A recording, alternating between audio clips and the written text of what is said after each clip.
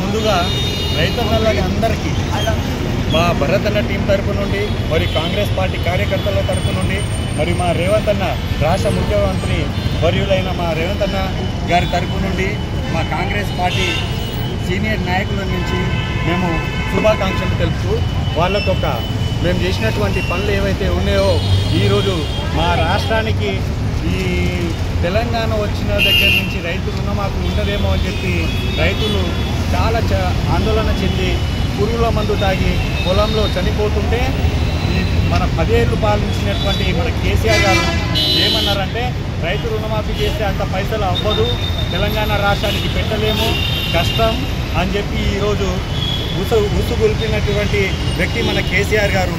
So ఇదే పని బాట మాకు ఇక్కడ రైతన్నలు మరియు విద్యార్థులు ముందు అని చెప్పి, నిరుద్యోగులు ముందు అని చెప్పి రేవంత్ అన్న గారు ఏదైతే ఆశయంతో మన ప్రచారంలో వెళ్ళినారో అదే దీక్షతో మనకు ముందుకొచ్చి ఈరోజు ఫస్ట్గా 6 నెలలు కాలేదు అప్పుడే 7,000 కోట్లు మన ప్రజలందరికీ రైతన్న ఖాతాలో నేరుగా పైసలు వెళ్ళడం జరిగింది. అట్లనే ఇటువంటి సీఎం మన రాష్ట్రానికి ఉన్నందున చాలా గర్వకారణం. అండ్ మరియు ఈ సందర్భము ఈరోజు మేము ఒకటే గుర్తుపెట్టుకుంటాం లైఫ్లో, జూలై 18 రోజున మాకొక వాతావరణం, ఇది పండగ వాతావరణం, దీన్ని మేము ఏది మర్చిపోము. దసరా ఎట్లా సెలబ్రేట్ చేసుకుంటామో ప్రతి సంవత్సరం జూలై 18న మేము రేవంత్ అన్న గారిని పాలాభిషేకం చేసి వారిని ఇంకా 10 అంటున్నారు కానీ 15 సంవత్సరాలుగా సీఎంగా చూడాలని చెప్పి కూడా భరత్ అన్న టీం సభ్యులు అందరూ కోరుకుంటున్నారు.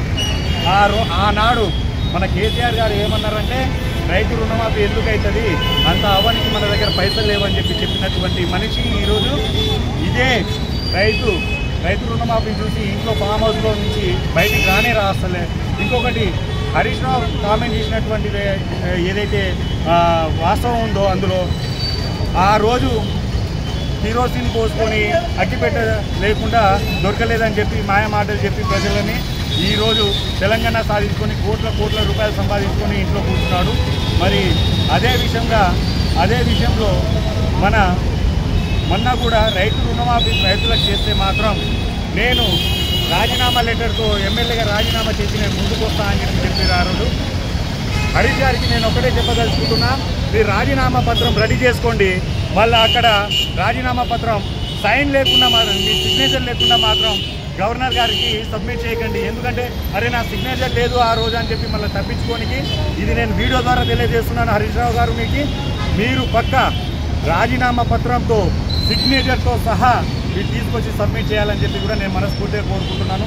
ఈరోజు ప్రతి ఊర్లో రైతులంతా సంబరం.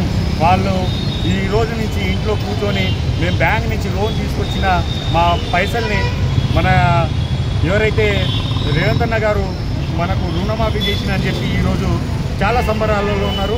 ఇదే విధంగా ముందుకెళ్ళాలని చెప్పి రానున్న రోజుల్లో రైతులు ఎటువంటి ఇబ్బంది పడొద్దని చెప్పి కూడా మన రేవంత్ అన్న గారు మరియు అట్లానే ఇందిరమ్మ రాజ్యం వచ్చింది. ఇందిరమ్మ పాలనలో ప్రజలు సంతోషంగా ఉన్నారని చెప్పి కూడా నేను తెలియజేస్తున్నాను. అలానే సోనియా గాంధీ గారు ఏదైతే మనకు హామీలు ఇచ్చారో అవన్నీ నెరవేరుతాయని చెప్పి కూడా నేను మనస్ఫూర్తిగా కోరుకుంటున్నాను. కొంచెం టైం ఇవ్వండి. రాష్ట్ర ఖజానాలలో ₹1 లేకుండా చేసిండు మన కేసీఆర్ గారు.